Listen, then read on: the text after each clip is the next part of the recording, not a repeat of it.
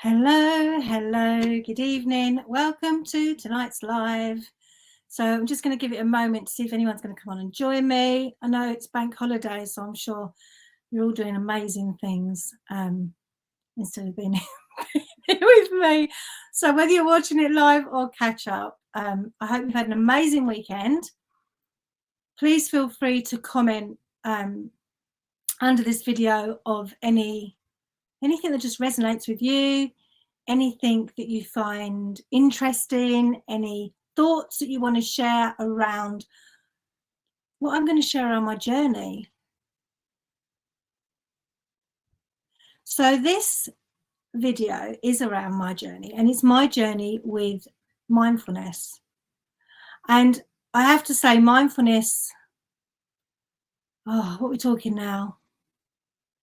6 years ago, was probably something that was the furthest thing that I believed was going to be part of my life. Mindfulness was definitely something that I didn't really know much about. It was certainly not something that I was actively doing, not consciously anyway. And it wasn't something that I actually thought would be part of any aspect of my life. I was very much in the energy of do. It was all about do and not about be. So I know that when I look back now, I kind of look back in shock at the journey I've been on with mindfulness, because it's been immense.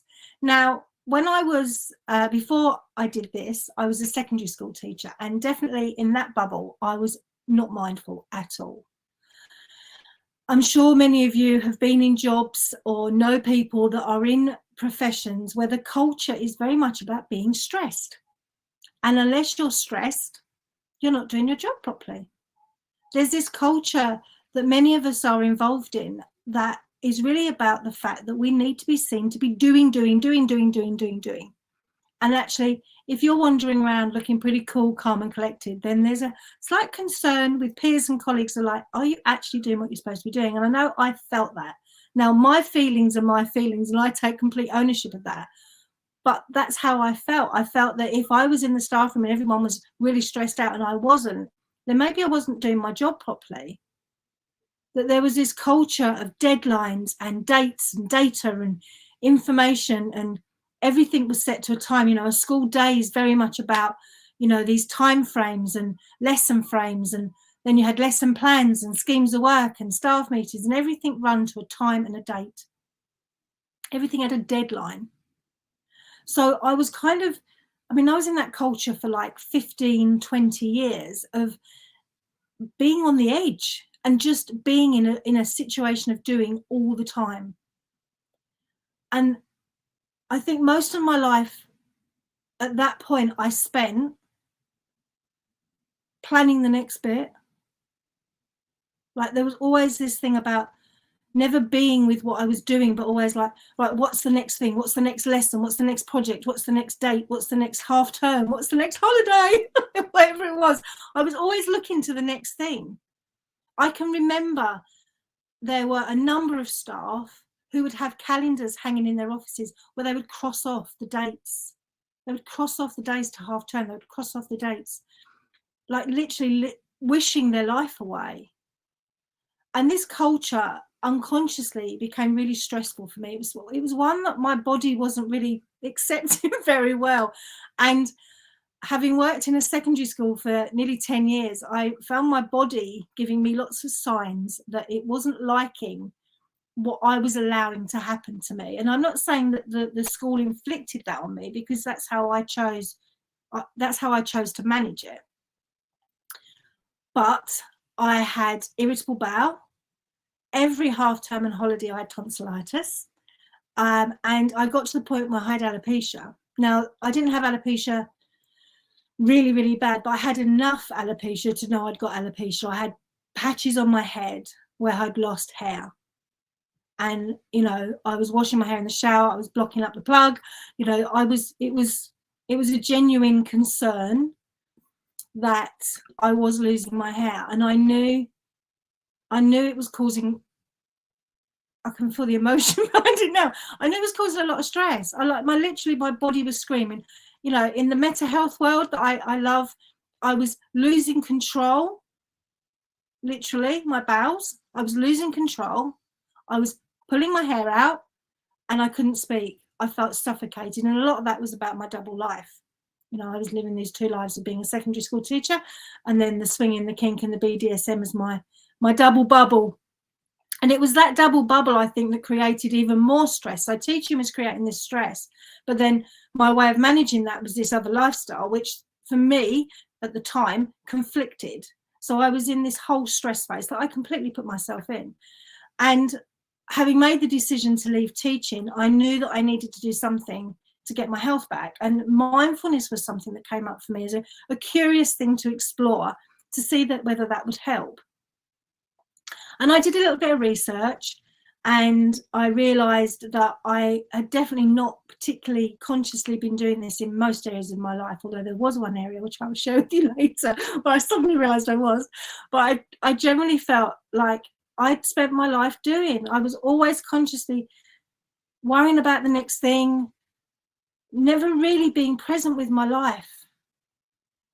Does anyone else feel like that? Like you've had times of your life where you look back and it's just this numb space.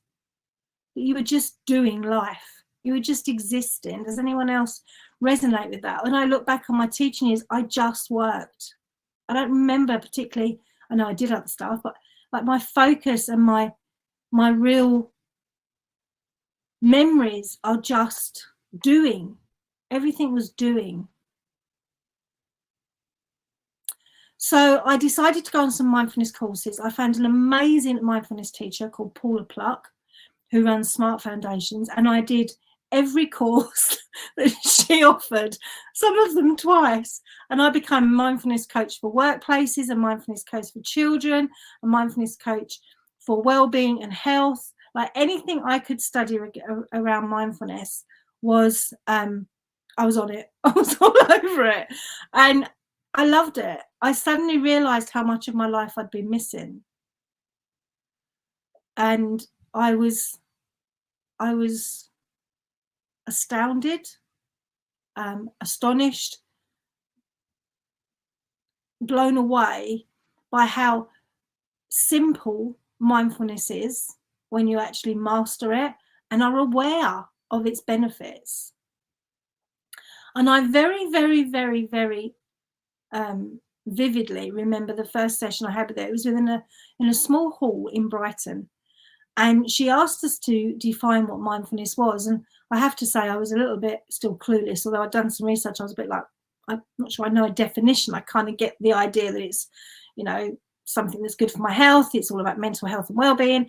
But a definition was probably a bit of a stretch. And what she shared with us was that mindfulness is moment to moment, non-judgmental awareness. And that is being present with an experience. And I realized then that for a lot of my life that hadn't happened, but there was a couple of places in my life it had. And actually, potentially, they'd saved me because they'd given me a space to be present, to be mindful, to be in a moment, to definitely be non-judgmental. Does anybody know what that might be? Those of you that know me, does anyone know what that might be? I know I've talked about this before. Does anyone have any ideas? What part of my life that you know about could have been mindful, could have been about moment to moment, non-judgmental awareness, being 100% present, where my mind could be nowhere else but in that moment? So someone's put swinging. So even, I would say even more present than that. Okay, sex. Are we always present in sex? That was probably one of my revelations and something I'm still working on, that I'm not always present in sex. I'm not always present in intimacy. We kind of end up, our minds wander. So the one part of my life that I realized, you're getting closer. The one part of my life, and I'm aware this is not part of everyone's life, and it's been a huge part of mine, it was BDSM. It was when I was being tied up and spanked, and I was in a place of submission and being dominated, because my mind and my body could be nowhere else. I had to be present. For boundaries and consent, I had to be present. My body had to be present. I needed to be fully in that moment. So for me, submission, bondage, domination, however you want to frame that, was my mindfulness. I couldn't be anywhere else. I had no option. I had to be present. So a lot of times in sex and swinging, and like we can wander, our minds can wander, but when you're in something so vulnerable and something where consent and boundaries are, I mean, consent and boundaries are paramount in everything, but there's that, it's a different level. That I was so connected to being in the moment, being present, definitely non-judgmental awareness of myself and my partner. And I'd realized that actually I had been mindful in those moments, and that mindfulness had played a part in my life, but it wasn't threaded through my life. And I realized that that's what I wanted. And as I understood more and more about mindfulness, my health completely changed, along with some other energy modalities and things I was using as well. But my health, I would say, was predominantly the mindfulness. It was about allowing my stress to not be my stress. My stress became my strength. I managed it in a different way. And I became more present with life. I drove, those last few months of teaching, I drove to work and saw things I'd never seen before on my journey that I'd done for 10 years, twice a day. I saw buildings I'd never seen. I saw road signs, worryingly, I'd never seen. I saw so many different things. And I actually remember when I qualified for Workspace, I did a session at the school, and there was about, I say 15, 20 staff turned up to this mindfulness session that I was hosting. And I said to the staff that had all come from the staff room, wasn't that amazing what you walked through on the way over? And they were like, what? You know, what you walked through and past on the way here? And they were like, what do you mean? And these 20 staff had walked through a whole car park full of pink blossom, and not one of them had seen it. Not one. And they all went to the window and they were like, oh, oh. And I kind of, the session was done really. I kind of made my point, but it was just like, we just don't see stuff. We just are not present with our life and our experiences. So mindfulness from that point really became a daily practice for me. And it's not something that's easy. It's not something that, you know, we do consciously all the time. But I certainly make some time in my day for some really simple practices, whether that's sitting with a cup of tea and being really present with all of my senses, or whether that's going for a walk. So do any of you here, I know there's a couple of you on, what is it you would consider that you do in your daily life that supports you in mindfulness? Do you have any mindfulness practices or things that you do, like walking in nature, that you consider to be mindful, to be something where you are in non-judgmental awareness and present in the moment? So taking time out just to be, yeah.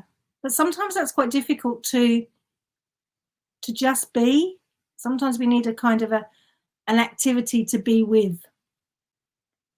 Sometimes it's about finding a moment to be with something that you can then be with yourself. So walking can be mindful. Mindfulness is very much about sensory connection. So it's very much about us tapping into our senses. So how we can explore different parts of our day by just being present. So sitting, having a meal and being really present. Meditating is definitely one.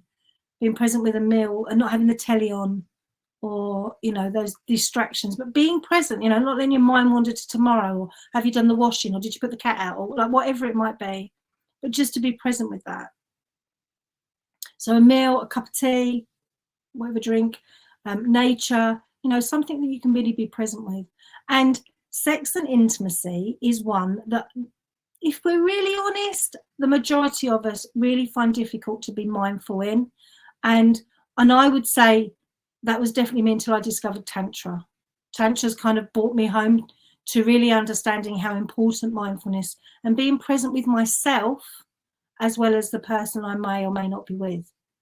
So certainly in self-pleasure, to be really mindful with my body, to be really present with my experience, to be really present with my senses, and to stimulate my senses, whether that's lighting incense sticks, whether that's candles, whether that's wearing some nice lingerie or laying on a nice silk sheet, or like whatever it is, to be really mindful and to celebrate the senses in an experience. And I think that's another way we can often think about mindfulness, is it's the difference between it being a process, which life often can be, to an experience. You know, having our breakfast, having a cup of tea, doing those things in the morning can be a process rather than an experience. And Tantra very much talks about life being an experience and not a process, and intimacy being an experience and not a process. And if we're really honest with ourselves, a lot of us connect with intimacy in a process. We have a goal, we have a destination, we have a process. Quite often we may even have a kind of unconscious, unsaid script with a partner. We become, intimacy becomes a set of habits. And actually, if we're really mindful and we're really honest, some of that is not mindful. We're not present because we've done it. Like, it's the same thing. It's the same as that day when you, weird analogy, but we're going to roll with it. It's, have any of you ever done that? You've driven somewhere and you don't know quite how you've got there. You know, you've kind of landed at Sainsbury's or at work, or driven somewhere on autopilot, even gone to go somewhere else, but automatically gone to work. You know, you were going to visit your brother, but you've ended up at work or something. Like, that autopilot. Sex also works on autopilot sometimes, even though we may not admit it. I do this, they do that, blah blah blah. Even self-pleasure, we have a habit, we have a wiring for how it's going to unfold, and often not present with it, not mindful with it, which means we're therefore not honouring our bodies, we're not honouring our partners, we're not honouring the experience, and we're certainly not being mindful. So yes, it is important to listen to our bodies, our needs and our desires, and be mindful and present with that.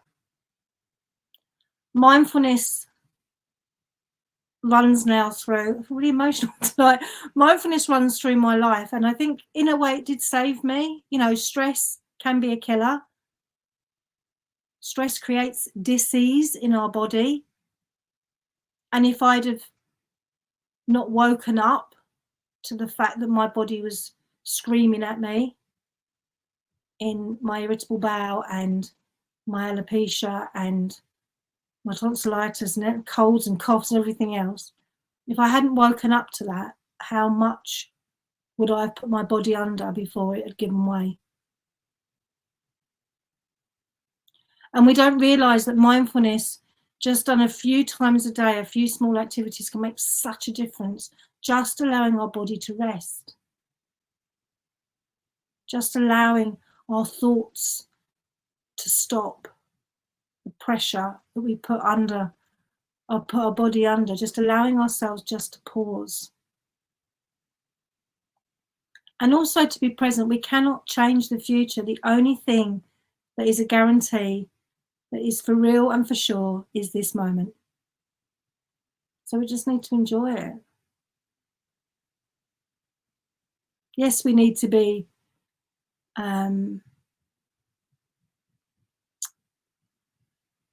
mindful and thoughtful of our life and our daily needs. But what's the point if when we get to tomorrow that we've already beautifully planned, we don't enjoy it? We're not present with it. It's like, get to tomorrow, plan the next one. Get to tomorrow, plan the next one. We can't go through life like that. That's a beautiful way of putting it, a daily reset. So just Even just in this moment, take a few moments for yourself just to stop and think, where do you already practice mindfulness? Or where could you bring mindfulness in? You know, the fact that you're even here, just taking that time out of your day to have an experience that may be different to what you normally do. And think about how you can weave it into your day, into your intimacy and your pleasure. And intimacy and pleasure doesn't have to be about sex. Intimacy and pleasure can be getting your feet out in the grass or laying in the sunshine. Something that makes your body feel good. And be with it. Be present with the experience. So mindfulness definitely saved me from becoming very poorly. It also gave me the wake-up call to change my life, which I did, and gave me the strength and the courage to journey with other modalities like Reiki, the energy alignment method, Tantra. You know, it allowed me to step back and go, what do I actually want? Not just in this moment today, but what do I want in my life? I don't have to be doing life. I can be life.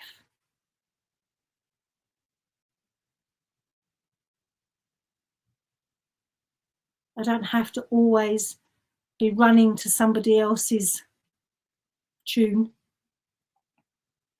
There are other ways to do things, and there are other ways to be. So yes, BDSM was already my practice. Now it's a lot more vast than that. I'm not saying that's not included, it is, but it's also, you know, daily practices like meditation. My breakfast, I always sit and I'm really present with my breakfast, and then I plan my day. I spend at least 10-15 minutes a day just sitting and breathing, consciously breathing. Not walking with it, just sitting and breathing. And being really present with my body, my experience with my body.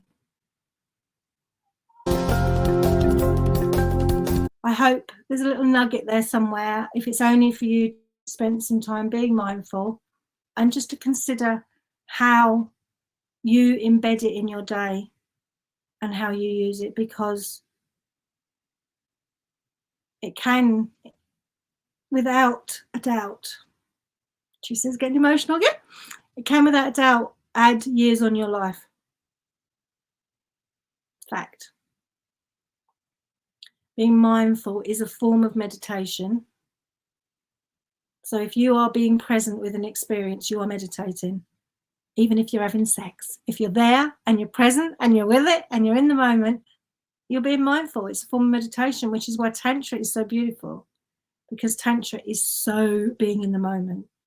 Tantra is about being slow. When clients talk to me about Tantra, it's like, it's just probably what you're already doing to a degree, but slower and more consciously.